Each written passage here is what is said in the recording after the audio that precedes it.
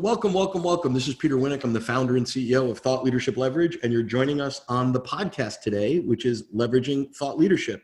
I'm absolutely honored to have our guest on today who needs no introduction, but I'll give you a brief one anyway because I found some interesting nuggets on Tom. So today our guest is none other than Tom Peters, who's the author of, amongst other things, In Search of Excellence and a Brand Called You. And I'll give you just one little snippet from his bio, other than one of the quotes I liked, which is Tom Peters is the Red Bull of management thinkers, which is a great quote. But let me give you just a sense of the span and scope of the depth of Tom's work. So in over 40 years, he's done over 25,000 speeches in 50 states, 67 countries, in front of about 5 million people, 7,500 flights. Remember flying? That used to be fun. 5 million miles, 17 books, numerous ebooks, over 10 million books sold, 3,000 blog posts, 75,000 tweets. It goes on and on. So it is an absolute honor and a privilege to have you on today, Tom. How are you today? I'm good, but I am going to correct one thing.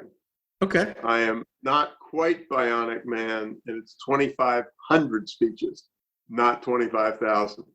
2,500 speeches. Okay. Well, yeah. What's a zero? I mean, okay. No, when you said 25,000, I suddenly got exhausted and tired, and I thought, oh my God, that would be about 2 a day forever. Where you checked your bank account and said, where'd the money go, right? Yeah. So let's dive in. We were chatting for a moment before, and you sort of jokingly said, well, I don't even know what the heck a thought leader is. So let's figure that out. So I would argue on a lot of levels that you're clearly a thought leader. And you've had, your path coming out of McKinsey and then moving into this space. You moved into this space before it was really a space. Now it's a pretty common path that people take. But tell us about your journey from maybe sort of McKinsey to your initial couple of years post-McKinsey. Well, in some respects, there's not much to say. And what I mean by that is with my co-author, Bob Waterman, I co-wrote In Search of Excellence. The publisher's assumption was that it was a dreary, dry business book, wouldn't sell worth a damn. The first print run was 3,000, and books at the time were going hardbacks, I think, for $9.95, and they jacked ours up to $14. And they said, look, nobody's going to buy the damn thing, but if they do, it's going to be business people, and they don't care whether it's $10 or $14. And then the gods intervened. Mm-hmm. And it's really true. I've said to many people, I do not like mass murderers. I do not like rapists and child abusers. And number 3 on my list of things I don't is successful people who think they deserve their success. It's not 99%. It's In Search of Excellence, and nothing wrong with the book. It's a good book with perfect timing. Right. I mean, I know that we understand this more as you and I speak than we did then, but we were in the pits of a pretty nasty economic contraction. Yep. And President Reagan, the week the book came out, announced 10% unemployment for the first time since the Great Depression. And, we're going through it again right now. But, I said to somebody before In Search of Excellence came out, the business books were all in the back of the store, and the depression came along, or the near depression, the mega recession, and suddenly they were all in the front of the store. So the timing was perfect, and then the phone started to ring. It was well, to be fair, book came out in 82. Bob Waterman and I started the research at McKinsey in 77. And with McKinsey clients and others, I had built up a pretty decent portfolio of speaking. But the point that you made, which I mean is interesting, at least to me and perhaps to you, is there, I was joking with you about thought leader. But if somebody had said the guru industry in 1982, people would, there was no such thing. Right. And, I guess I was part of it, and I don't know why the hell it happened. The nice thing that Warren Bennis, I think, said was In Search of Excellence was written for real people, and it was the first management book that was read by real people. And what I mean is not everybody was C-level, not only books for CEOs, but it was aimed at an audience of middle managers and 38-year-olds and people who own businesses with 20 employees. And I think that's really, really. And it was approachable, because I think the genre of books before In Search of Excellence was either very academic, which is a nice way of saying unreadable, right? And it wasn't really as big of a genre, very, very academic, very, very heavy.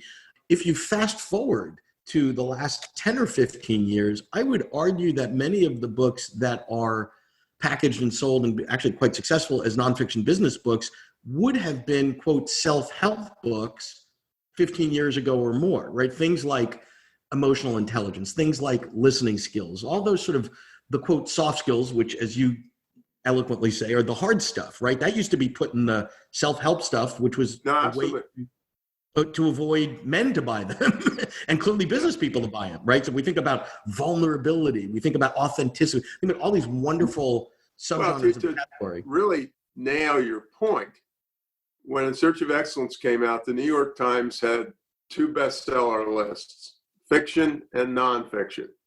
And then a lot of self-help books started selling, and the New York Times didn't want to muck up their nonfiction section, all this self-help crap. And so they started a whole third category that was called self-help. But also, to your point, Bob Waterman and I were thrilled when we didn't make that category. We were still with the real nonfiction people. But, right, because that would have been a left-handed compliment then, to put you in the self-help bucket. Yeah, right? Absolutely.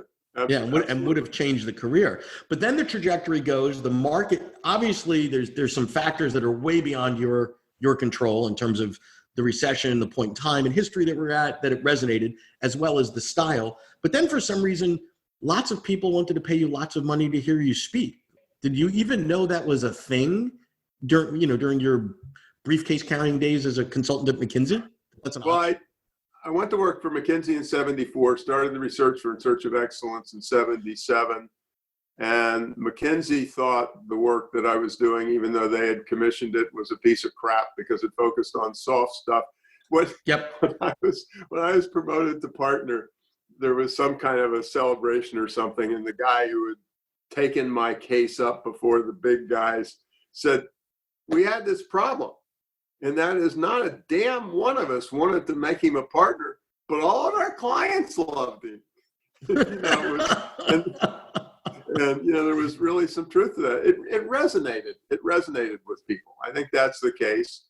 And the other thing is, and I owe this all to my mother, is I became a pretty energetic speaker. And that kind of clicked with people. I did this horrible thing. Remember when David Letterman had those 10 lists, number 10, number 9, number 8? I was invited by the I think it was the National Speakers Association to give a speech. And so I did a speech on my 10 reasons why I was a terrific speaker. And I went 10, 9, 8, 7, so on. And now, the audience bent over in excitement. And number 1, choose your mother with incredible care. And it was true. She was noisy, and my mother, I said to somebody, if you want to understand my mother, she could get on in the first floor of a 7-floor elevator ride, back when we went together on elevators, on a 7-floor elevator ride. And by the 7th floor, she would have made 5 fast friends for life. Right. And obviously an exaggeration, but not directionally. So, I mean, the timing was perfect. I was pretty good at what I did. What I don't know, and I'd have to talk to my speakers bureau's pal, is when there started being a jillion conferences when somebody wanted the ex-prime minister or the management guru or what have you. Because I don't think that was anywhere nearly as prevalent then as it is today. I mean, the other part of it was, getting hooked up with a great speakers bureau. I mean, to be fair, I invented them as much as they invented me. But they were really the good guys in the business, and that made a huge difference as well.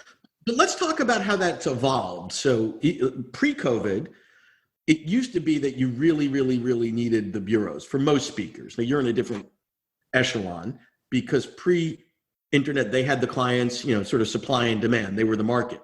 Then obviously things changed and the intermediaries got busted up in travel and any other places.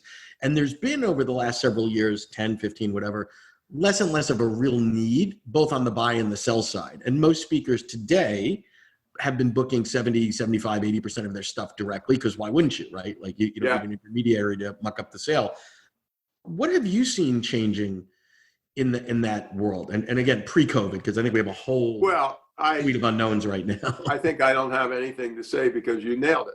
Okay. I mean, basically the tools became available and the people were able to sell themselves and the buyer was able to, so it really did become the speakers' bureaus were to a significant degree taken out of those transactions. You look at my bureau, the Washington Speakers Bureau, that's true except for the big dudes. Sure. Because I cannot imagine Tony Blair, or the Obamas sitting over his Apple computer hunting for speeches to give. But other than heads of state, for those of us who are mortal, that's become a big part of it. I've just got to tell you one funny little story.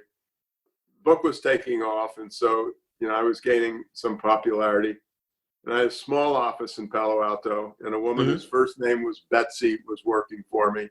And she did all this stuff over the phone with people who were inviting me. And it was a huge deal, but my speaking fee was $2,000. And so I came back from a trip, and Betsy said to me, well, you're going to talk to Arthur Anderson. And I said, that's fine.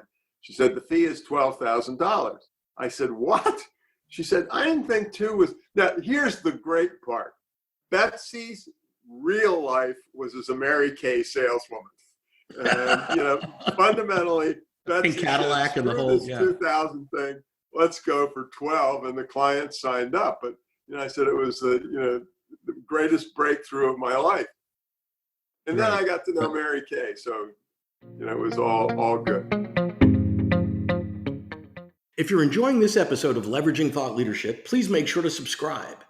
If you'd like to help spread the word about our podcast, please leave us a review and share it with your friends. We're available on Apple Podcast and on all major listening apps, as well as at thoughtleadershipleverage.com/podcasts.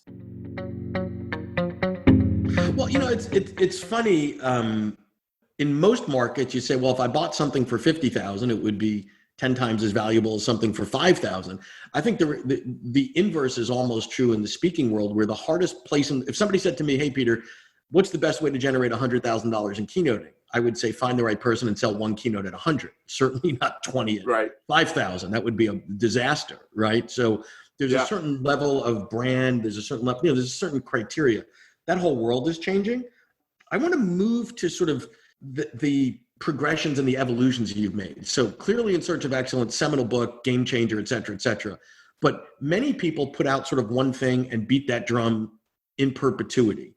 You have been clearly prolific, probably an understatement, right? And you have moved from not genre, but different things have interested you and you've gone big. So I remember when the cover of Fast Company landed on my desk when it was a magazine, if you're under 35, Google magazine, and they used to come in the mail, and it was the brand you, and it was this big, bold, sort of looked like Tide.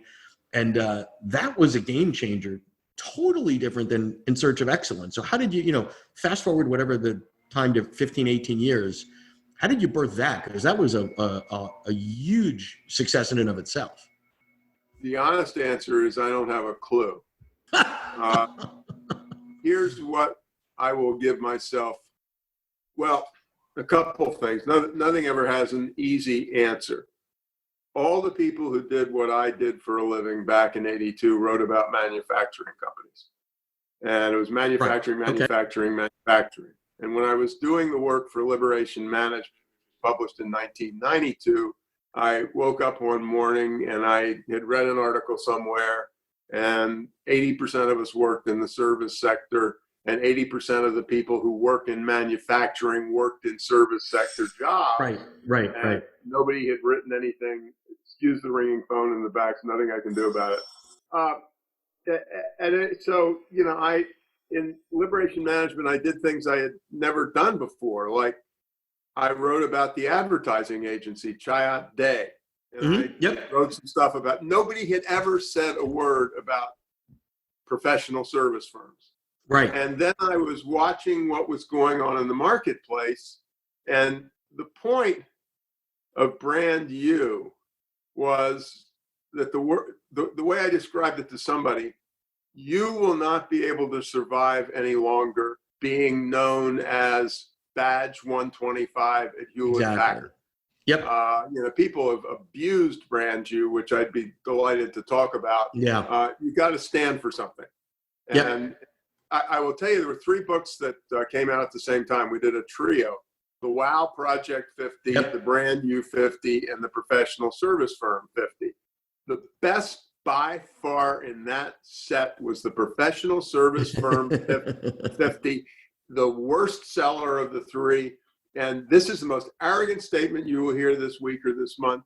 If people had read the damn Professional Service Firm 50, we could have saved several million jobs. Because what it said was that the purchasing department can't just be a bunch of people wearing black suits, and you need to stand for something. And if you're in an HR department and you're running a training group, hey, you got to turn that training group into a super professional service firm where 60% of your revenue is coming from outside the company. It's coming and the only one that ever did that was Ritz-Carlton, where turned their training division into a profit center. Absolutely. Well, Disney did it too. Disney did it with Disney University. Yeah, that's true. Right. The Ritz and Disney are the only two. But I mean, the thing that you can't be irritated as an author when somebody goes in a different direction with your work because you wrote the damn thing. But the annoying thing, and I do get why people would make this interpretation. The annoying thing is people who think that Brand U is about self-marketing. And so that's where I wanted to go with you today. That's bullshit. So I think I said to somebody, just let me do this and then I'll come back to it. I said, it's the antithesis of it's self-marketing, but it's not, it's self-marketing because I go to lunch with you. And and then you ask me to do something for it. It's who has the best network horizontally. And it's not who is pushing their idea. I said, the magic of self-marketing is the quieter you are, the better off you are. It's, you talk, you've got a friend, Bud, and Bud's starting a new project. And you say that, and he's talking to you about it, and there's some little thing, and you think it matches up with what I do, and you say, I worked with this guy, Tom Peters, for 2 months, and he absolutely is the most unassuming, hardworking, intelligent guy around, and that's the way it works. It's word of mouth horizontally. And so when people called me the self-marketing guy, I want to punch them, even though it's my fault. I think so. I have 2 thoughts I want to sort of play with you. I think there's a group of folks that took that message and just didn't get it. And their interpretation, let's call them the idiots, whatever, was, oh, that means I'll wear a purple bow tie or green suspenders, or I'll be the goofy guy that always brings donuts to the meeting. And that's my brand. Now, that's not a brand. That's a shtick, And there was a lot of people that said, oh, my personal brand will be, I'll hand out green pens. Like, it's stupidity, right? And then, and this is where I see it today, and I'd love to get your take on it. I think personal branding, because now that's been 20 some odd years, has evolved, and there's been a path that has gone sort of the purple pen route and make it shticky. But where it's evolved somewhat intellectually is into thought leadership, where people realize that the way to actually be known is having deep expertise in a domain. And by the way, it's transportable across your career. So you could be a junior analyst at Company X today and start doing interviews and writing and pocket whatever. And that goes with you, and that goes with you, and that goes with you. So I think thought leadership actually stands on the shoulders. No, I agree with that, because, when you first started talking and I held off and didn't interrupt, I was thinking, I wasn't using the same language, but I was thinking the definition of a Brand U is somebody who is busy as hell, but at the same time, they're taking 3 online courses from MIT to learn more about their trade and prepare themselves better. And they are reading everything they can get their hands on, but they are working on their intellectual shtick, if you will. Exactly. Really knowing something and knowing it cold and so on. And I don't think that's, again, let's not go wacko on this. I'm going to still sign you up to work for me because I find you to be a decent, honest, interesting, So the personality trait stuff is at least a tiebreaker. Look, when I started this stuff, we started a little group at McKinsey around the In Search of Excellence stuff. And it was organizational effectiveness practice, because you talk about practice in accountancy or what have you. It's now about 50% of McKinsey's business. But my reason for saying that, if you had said to somebody, are you growing your IP? They would say, no, this year I'm doing daffodils. Nobody knew the term IP. Nobody talked about intellectual property. I mean, it was obviously there, but it wasn't, what's happened with your IP? Is your IP gone up? And right. That was not the crux of the issue. And now, if your intellectual capital or intellectual property or whatever is not going up, you're toast. Well, particularly in professional services, that's all you got, right? Yeah. There is nothing but intellectual capital. So yeah. And I would also say that there has been a trend now. But I'm still pissed off that people didn't read it. I could have saved their jobs. No, you outsource because there's no damn reason not to outsource. Yeah, of course. I mean, maybe you can get it a little cheaper, but so what? If it's, oh my God, did you see that Annie won a national award for that training program that she's doing in our company? And it's, Annie and her training department are the hottest shits around.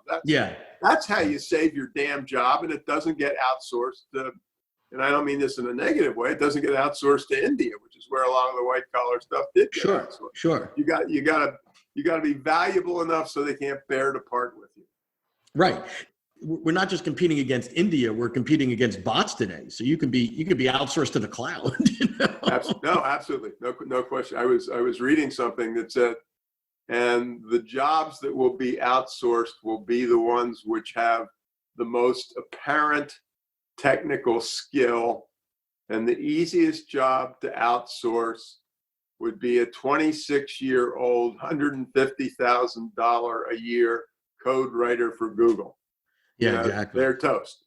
Exactly. Because you can translate that into AI pretty darn quick. Exactly. Well, this has been, go ahead. Have to make my plug. It's an article I came across, unfortunately, after my last book was out, because I would have led with it.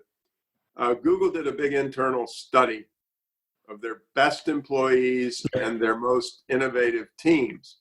And the 8 traits associated with the top Google employees, the first 7 were soft skills. Yep. And STEM came in last. Yep. Dead last. Now we've got another phone ringing. Yeah. No, but it was the soft skills that were the soft. And the one I really love is Google is one of those firms that I totally despise that classifies people as A players and B players. Yep. Yep. I mean, I despise it because it's the best way in the world to demotivate 50% of people. You're a B guy. Right. At any rate, on the innovation stuff, the B teams beat the hell out of the A teams, because they listen to each other and they learn from each other. And at Google, the average A team player has an IQ of 375, knows he's the smartest human being on earth, and wants to make damn sure you understand he's the smartest person on earth. Exactly. This is not how you come up with innovative ideas. No. Yeah. Or a fun place to be. Well, anyway, Tom, we're wrapping up here. I appreciate your time. I appreciate your candor. I appreciate very much your body of work. And thank you so much for joining us here today, Tom. I appreciate it. Well, thank you. Great pleasure. To learn more about Thought Leadership Leverage, please visit our website at thoughtleadershipleverage.com. To reach me directly, feel free to email me at peter@thoughtleadershipleverage.com. And please subscribe to Leveraging Thought Leadership on iTunes or your favorite podcast app to get your weekly episode automatically.